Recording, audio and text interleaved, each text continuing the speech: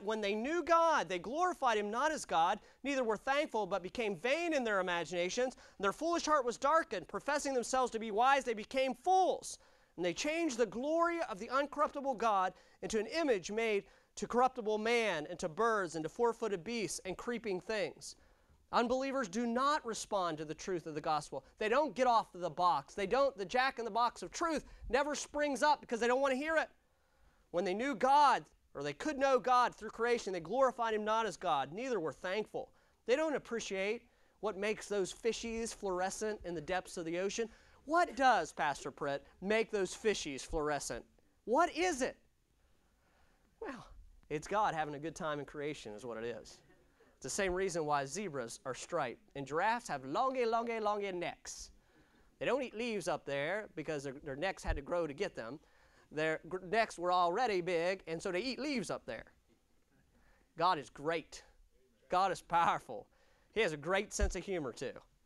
Make some of those animals. You look at some of those things and just wonder, what in the world? What in the world? I saw they found this past week. These scientists discovered this thing. It's a slug. It's kind of slug. It's in the ocean. And it's half plant and half slug. It makes chloroform. Is that the right thing? Chlorophyll. Thank you, Scott. There's an intelligent man. He doesn't make chlorophyll. If he made chlorophyll, he would like numb himself, wouldn't he? Yeah, okay.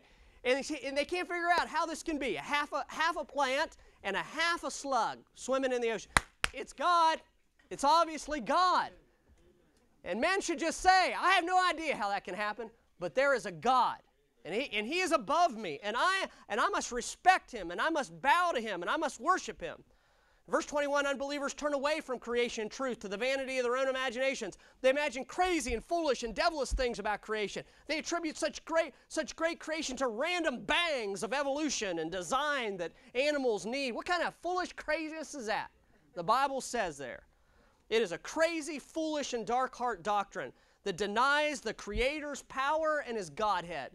You explain it away so you can sit on the jack-in-the-box and not face God.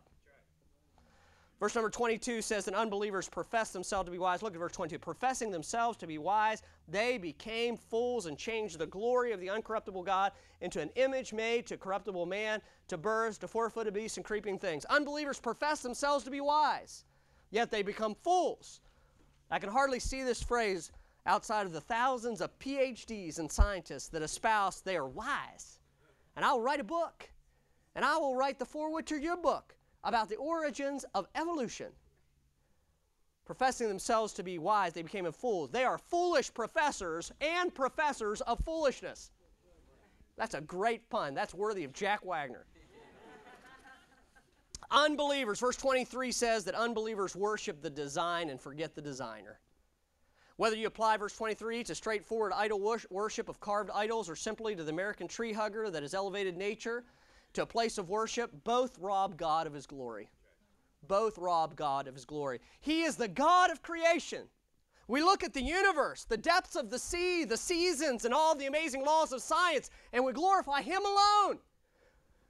We should break down in the middle of National Geographic or whatever, showing all those things and just say, he is God, he is God, he is obviously God. It's God. He's magnificent. Did you ever think that his creation is not a tip of the iceberg of how glorious and beautiful and magnificent that he is? You look at the universe and you see some of those all those stars and the aurora borealis and all this kind of cool Milky Way and all this amazing stuff, and you're like, wow, how vast, how vast. And God says, you know what? I just made that one day. That's not even one little teeny weeny bit of how magnificent he is. And I was thinking about this today, and I thought, what are we going to do in his presence? If I look up at the sky and I get choked up when I see the vast stars and I see how great it is, and I feel like it's like a little peon ant, what are we going to do in the presence of God? What is he going to look like?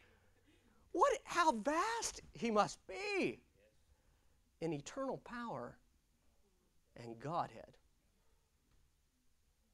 Creation is never made to draw a man into honoring and exalting it. It is a miraculous billboard that advertises the greatness of God.